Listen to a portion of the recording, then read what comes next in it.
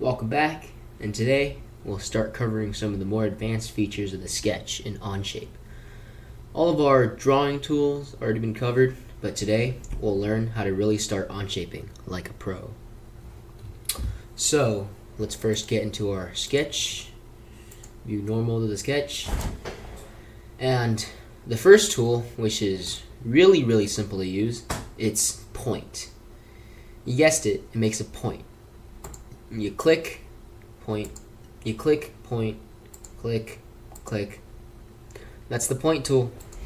It's really useful for when you want to put down a point where you want to drill a hole, for example, or if you're missing a hole in one of your shapes for some reason.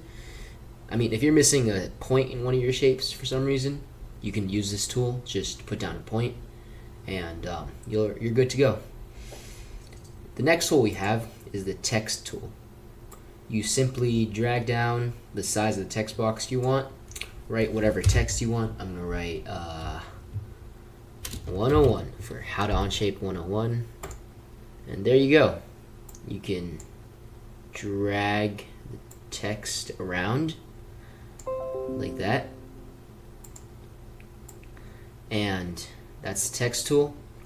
Once you learn how to extrude, you can make this 3D, and you can actually make an object with text on it. That's why this tool is so useful. It's not just for putting down comments. You can engrave it on the side of, for example, something you're going to 3D print. So those are the two remaining tools that we have for drawing. But the other two tools we're going to cover today are the sketch fillet and the trim.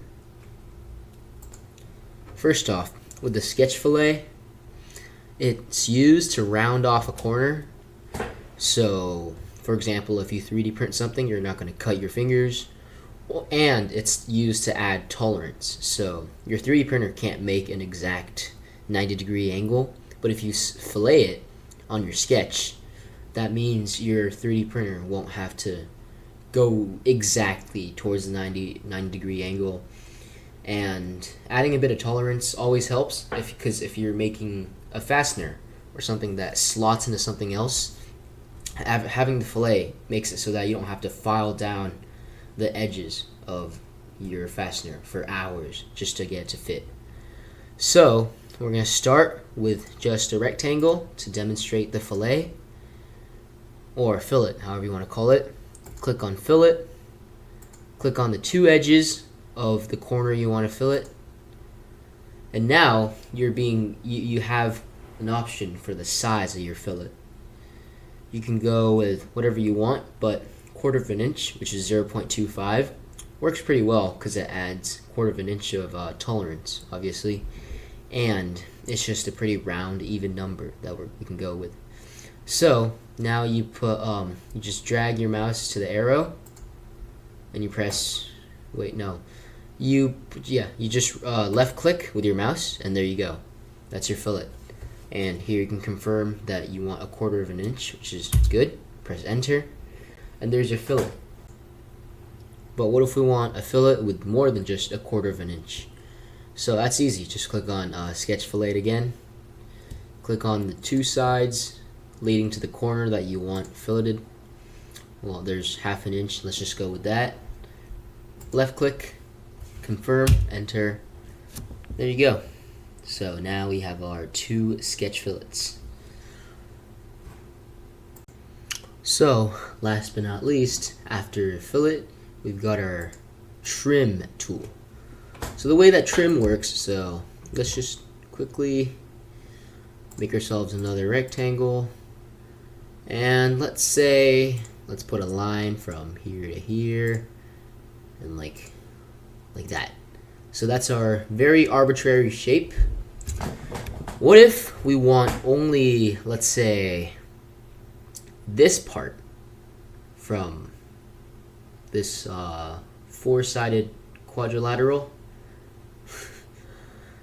We want to cut everything out of here, right? That's easy. Use the trim tool, cut out everything that you don't want, including the points, and we probably don't want this one either.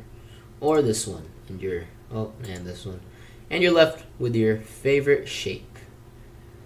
So trim is a really easy tool to master, but it's also really, really important. You'll basically use it for every single thing you do.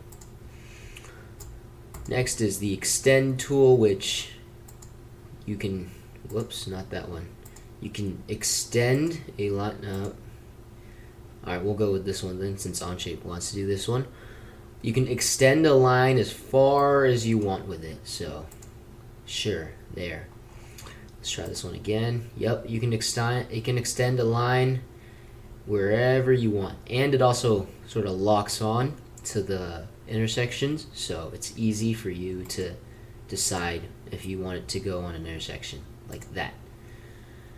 And last but not least, we have split, which is another really simple tool. It goes hand in hand with the trim tool, because if, for example, I don't want this section, just go like that, split it like that, and trim. Whoa, it's gone now. And the reason that you can't use just the point tool for this is, notice how these are all closed points. That's all filled in. This is an open point with it's a hollow circle. If you've ever graphed or done geometry in high school, you know that an open circle does not exist on that line. It exists infinitely close to that line. So basically, the TLDR, too long didn't read, is that this point is actually not on this line. It's sort of floating above this line. So it doesn't have anything to do with this line, but it's in the same location. So basically, if you highlight it, look, the line is still highlighted as 1. But if we use our favorite split tool, now you can highlight the line separately. So I hope you enjoyed lesson 3. See you back for lesson 4.